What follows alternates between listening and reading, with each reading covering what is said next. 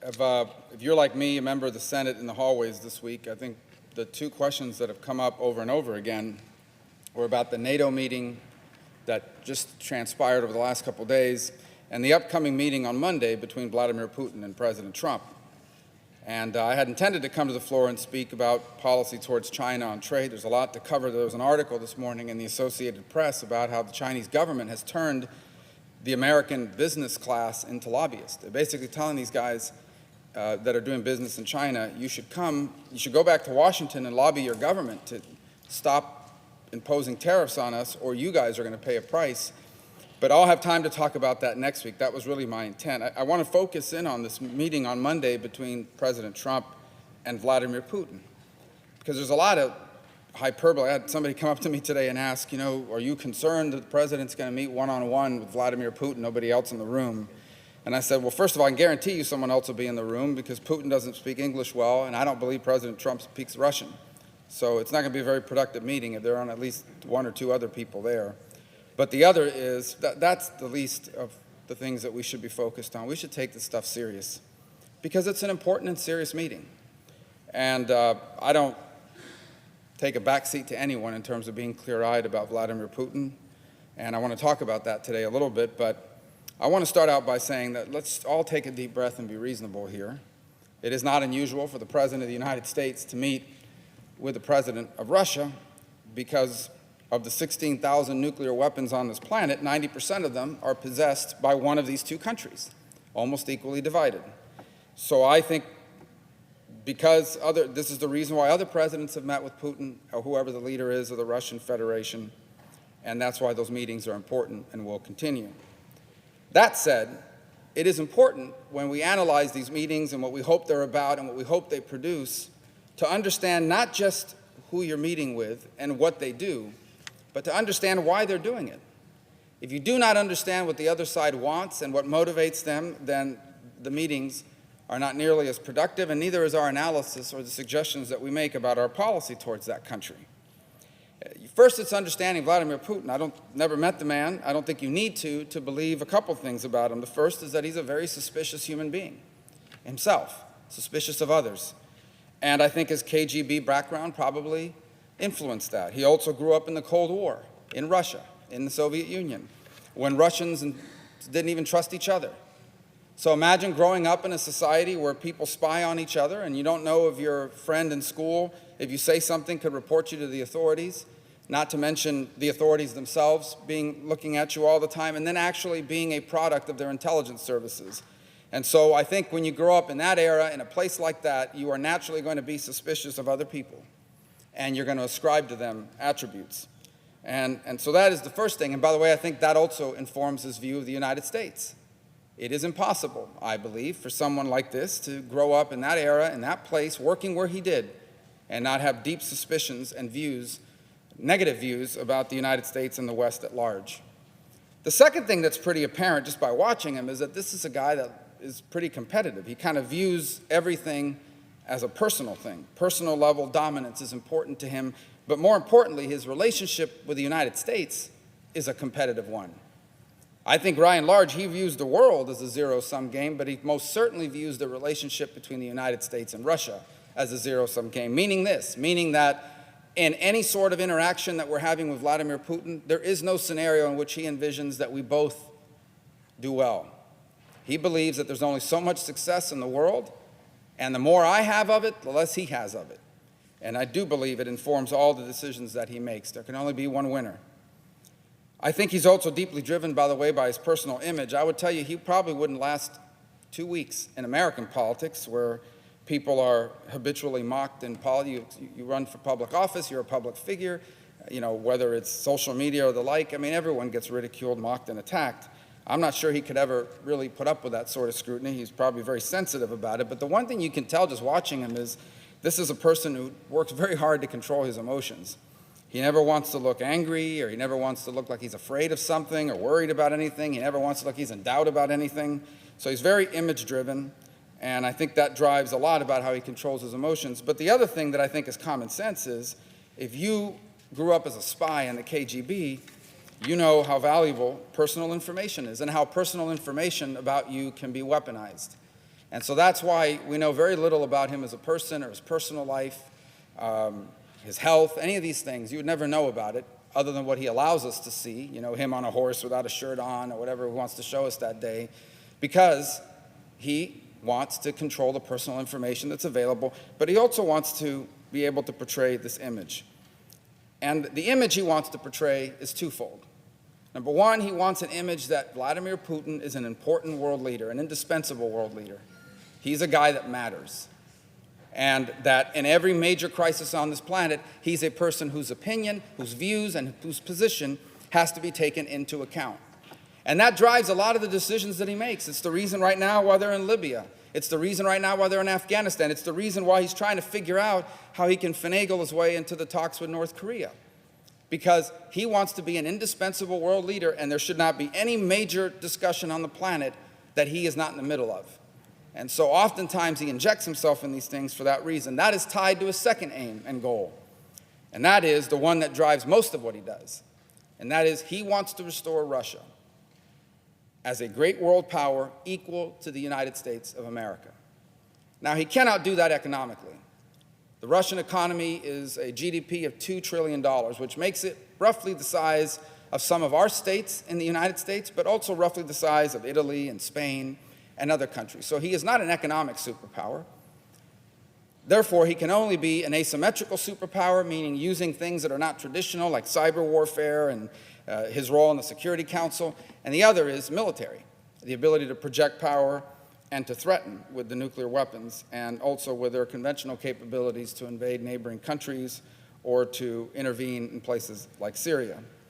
But ultimately, what drives him most of all, in addition to being himself personally an indispensable leader, is he wants Russia and the United States to be viewed as equal powers on the world stage, as equal powers. And I think it's pretty clear from what he has said publicly that he views the 1990s as an era of humiliation for Russia. He looks at the end of the Cold War up until the time he took over, and then just in the last few years, and he sees that Russia was weak and America was strong, and we were preying on a weak Russia, because, by the way, that's how he probably views the world. He views the world as a zero-sum game, a place where the weak are preyed on by the strong, and therefore they must be strong and they must be seen as equal to us. And understanding all of that in any interaction with them is critical to having a positive or productive, at a minimum, not damaging interaction. Because if we go in with any illusions that this is somehow somebody that if we just get along with him better, or we work on some things together, that he's going to change his behavior and be less problematic, is a fool's errand. Because at the end of the day, if you believe the world is a zero-sum game, and if you believe that the competition between the United States and Russia is one in which every time we win, they lose, and vice versa, then it's going to be very hard to find areas of interest that we could truly work on for the benefit, the mutual benefit of both countries. That does not mean that you are unnecessarily antagonistic. The bottom line is that the United States is both economically, militarily, and diplomatically superior to the Russian Federation's government in terms of our influence and our ability to do things in the world. And when you are stronger, not in image but necessarily, but in reality, it should give you a level of security to be able to figure out ways in which we can work on things that are good for our country, but also not lose the wisdom of understanding that you can often fall into traps. And that's what we do not want to fall into the trap of. So, and by the way, on this whole point of strong versus weak, I know a number of my colleagues had the opportunity to travel to Moscow during the last recess. And it's interesting, how it was covered in the American media, or how they portray the visit, how Russian media portrayed it. And I know many of them are frustrated by this. The Russian media basically portrayed them, again, it's state-controlled media, okay? So they're going to portray it any way they want. But they almost made it look like these weaklings from America came over, and, and they're very frustrated by this. But it just tells you, gives you insight into the way they view things in the world. And that's why very rarely will you ever see an interaction that they couch as a meeting that is respectful. It always wants to put Putin in a dominant position, and it always wants to put Russia in a dominant position. And one of the tactics that Putin uses, by the way, to accomplish this is, before meetings even happen, he announces ahead of time that a deal's been struck, almost like to trap you into the deal. And obviously, since he's announcing the deal, it sounds like it's something that he came up with. All these are interesting points, but where does that lead us into these conversations? Well, there's a few things that I think we need to keep in mind. The first is invitations to work together. And they will probably happen, and he will probably pre-announce them before this visit. One, he'll say, why don't we work together on counterterrorism? And a lot of people would say, well, that makes a lot of sense. I mean, they don't like the terrorists, we don't like the terrorists. Why can't we work with Putin to go after terrorists? And ideally, the answer would be, yes, we have strong disagreements about a lot of things, but if there's an ISIS element or an al-Qaeda element and we have a chance to work together on it, then we should pursue it. Here's a problem, though, and this is what I hope everyone is clear-eyed about. They're not very good counterterrorism partners. To begin with, their capabilities are just not very good. We've seen that in Syria. They're not targeting terrorists. They are bombing schools and hospitals, and they've not only have they committed war crimes, they've assisted Assad in committing war crimes. If you were going after terrorists, you would go after the places the terrorists are. They've largely, for much of that conflict, spent their time going after non-terrorist rebels, or at least non-al-Qaeda, non-ISIS rebels, going after those elements instead. So they're not very good at counterterrorism. They're not very capable. But the other is they use that as an opportunity to spy on us. Because when you are cooperating together militarily, you are embedded alongside each other and sharing information. That gives you a lot of opportunity to spy on the people you're working with. And so we need to be wary of that. So any effort to work together on counterterrorism has to be real, it has to be truly about terrorists, and it has to protect the United States and our information. The second thing they love to talk about is, well, why don't we work together on arms control? Well, there's two problems with arms control. It sounds good on paper. The first is they cheat, they violate it. They deny it, but they violate it. And the other is they're for arms control so long as the arms that are being controlled are the ones that we have more of, or so long as the arms that are being controlled are the ones that we are technologically superior in. They seek to use that as an advantage. And it's difficult, right? Because if you go out and you talk to people, hey, the Russians want to work together on arms control, everybody says, well, that's a great idea. I understand, it sounds very good on paper. But the reality of arms control is something very different. It means we are going to look for opportunities to cheat on our end. We are going to try to strictly enforce it on your end. Remember, zero-sum game.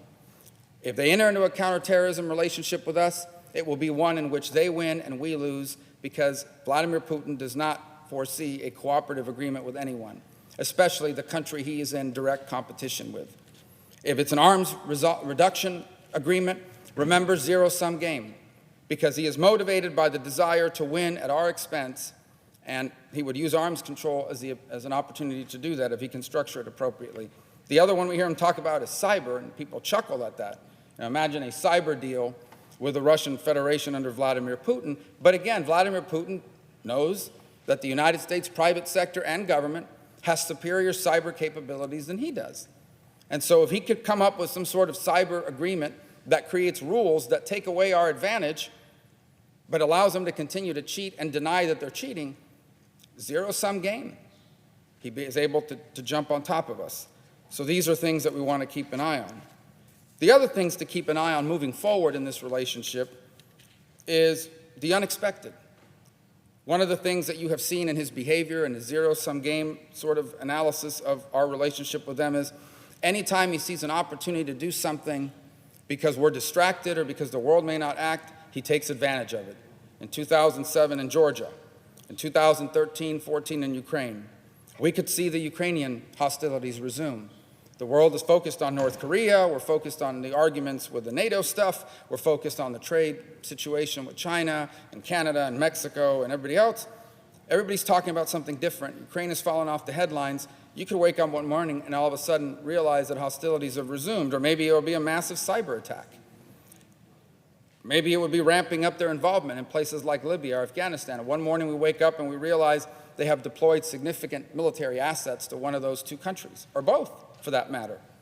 And it would be very reminiscent of what we saw him do in Syria when he saw and the excuse would be, we have, the Russians were already there, we're working with these governments, they've invited us to come in and bring more people to help them, but you have to foresee that. The one thing I think we should anticipate Putin will push very strongly on is to get the United States to completely pull out of Syria. And what he ideally probably wants is some sort of quote-unquote international process to resolve it, but an international process in which Russia not only is a key player, but they get to stay in Syria. They get to keep their naval base. They get to keep their air assets. They get to keep a unified government in Syria that's friendly to them, all supervised by the international community. But the United States has to leave first.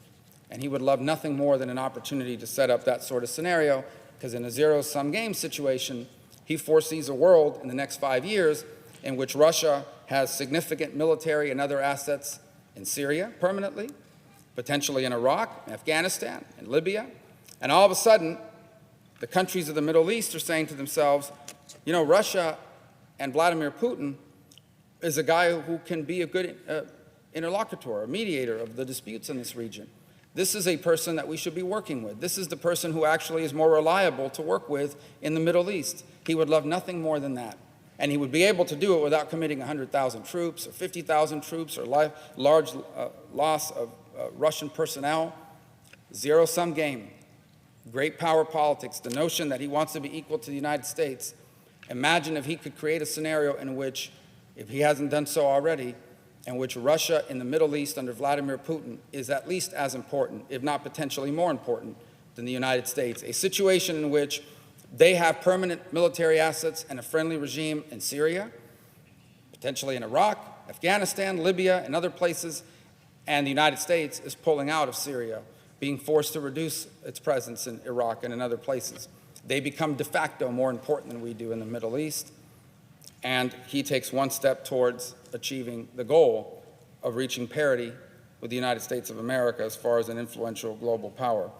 By the way, these efforts to increase their influence would not just be limited to the Middle East. You could foresee them doing this in the Western Hemisphere. Read an article a few days ago, that big fanfare, they opened up this, what they call counter-drug school in Nicaragua.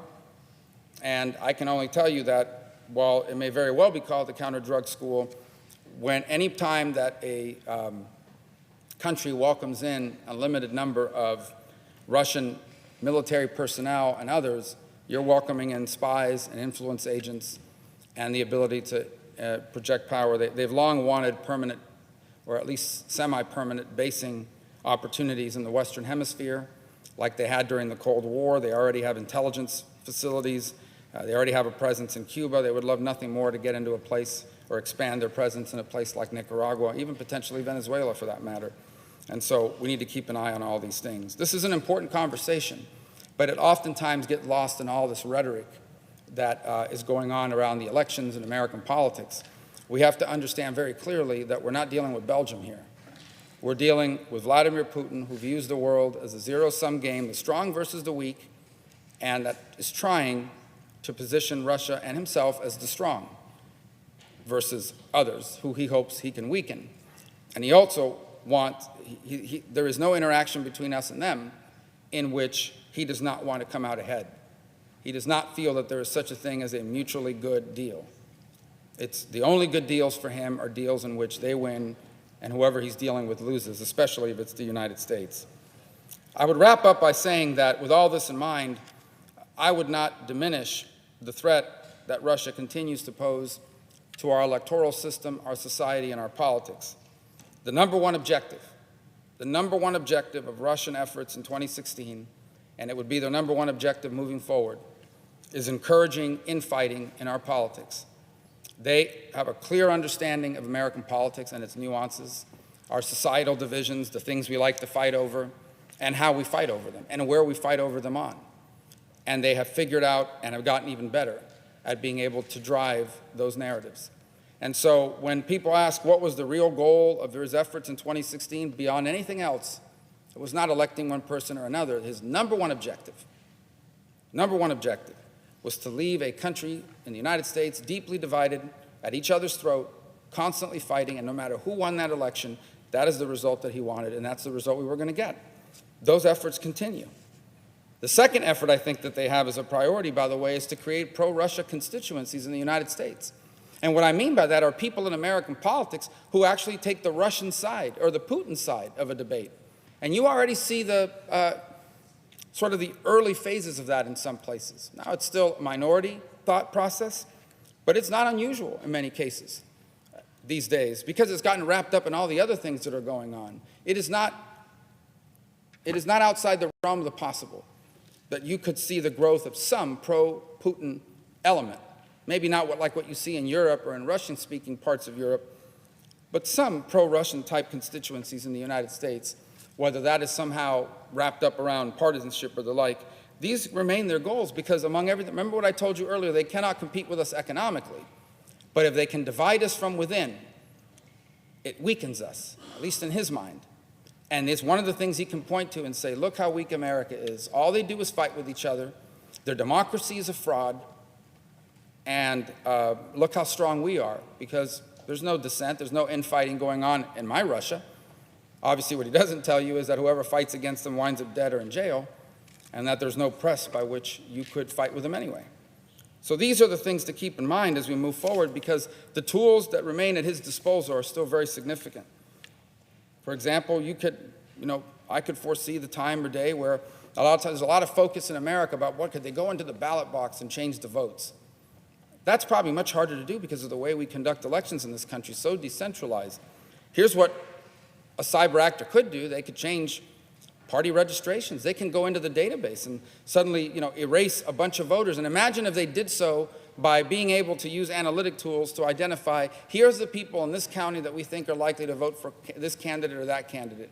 And we're going to knock out a bunch of them so that on election day, a bunch of people who support a certain candidate go vote and are told you're not registered. If you get enough people to do that, and enough of those people complain to the press, you're going to have stories saying, guess what? Supporters of candidate X or Y were not allowed to vote in the election. Fraud. Democracy is dead. And you could foresee that at some point in the future. It's a real threat. You could foresee Vladimir Putin taking the next step and doing here what he's done in parts of Europe, and that's creating an enemies list. Politicians that he believes are anti-Russia, and targeting those individuals, targeting them with information he steals by hacking their emails, disclosing documents, even doctoring fake documents. Perhaps doing something like deep fakes, which is something we'll be talking a lot about next week. And that basically is off-the-shelf technology you can buy right now, where you can produce a video that, without the proper technology, you could not tell is fake, where a person is saying something they never said or doing something they didn't do, a doctored video that looks real. Imagine that. On the eve of an election, a video pops up online, the media starts to report it, of a candidate saying something offensive they never said, or taking a bribe because of a doctored video that looks real, and unless you're a technical expert, you can't tell. It's called a deep fake. They're not that hard to make. And if they're not that hard to make for someone with off-the-shelf technology, imagine for a nation state that decides to use it. You could foresee them targeting specific races. They have, as I said, a pretty good understanding of American politics. You could foresee where they would say there's a congressional race or a governor's race or a Senate race somewhere in the country that's going to be a really big deal. It has an outsized influence on American politics. And what we're going to do is that's the race we're going to interfere in. And we're going to do something to impact the outcome of it because we think that will further our narrative one way or the other. We have to be clear-eyed about all these things as we go into this. I would say perhaps the greatest goal that Vladimir Putin would have in the short term is weakening NATO. And it's not just limiting its expansion, but weakening its resolve. NATO, at the end of the day, beyond the military hardware that is a part of it, is no better than the true commitment of the nations who are a member of it to live up to its Article 5, the organizing documents commitments that we make to one another. Meaning, we have a commitment, along with our partners in NATO, that if one of us is attacked, we've all been attacked. That's only been invoked one time in its history, and that was after September 11th, 2001.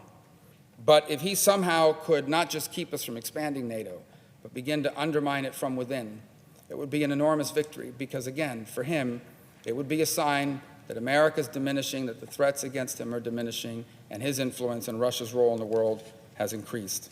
So this is an important meeting. It probably won't be the last time they meet, but more important than the meeting are the issues at play between a leader in Russia who views everything as a zero-sum game in which either he wins or America wins, but it can't be mutually beneficial. We have to deal with him. He possesses a significant percentage of the world's nuclear weapons between the U.S. and Russia. We have 90% of the world's nuclear weapons between these two countries. We do have to talk to them, but we have to do so very clear-eyed. And that is that it is a complicated but important relationship, and we should clearly understand what motivates him and what motivates his decision-making and what their ultimate aims and goals are. in any conversation that we have. With that, Mr. President, I yield the floor.